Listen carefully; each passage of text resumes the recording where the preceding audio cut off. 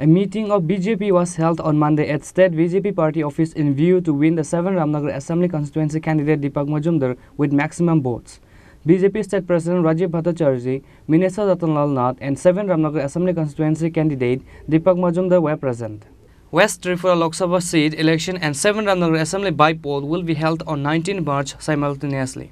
The BJP party workers are doing election campaign, door-to-door public relation and several meetings in view to win in both the election.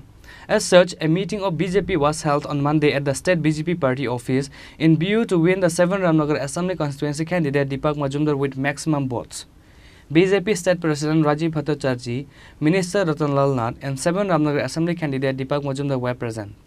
অবগত আছেন যে আগামী 19 April আমাদের লোকসভা নির্বাচনের পাশাপাশি আমাদের 7 রামনগর বিধানসভারও উপনির্বাচন সংগঠিত হবে।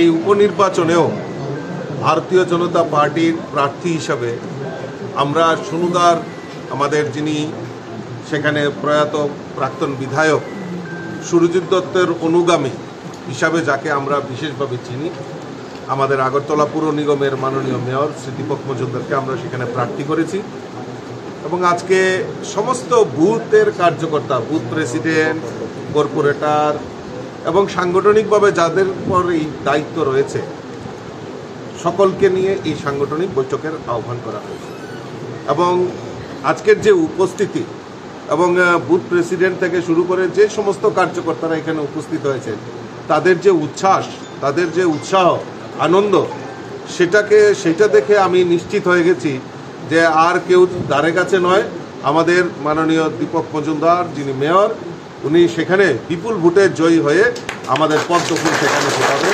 সেটা আমি সুনিশ্চিত হয়ে গেছি।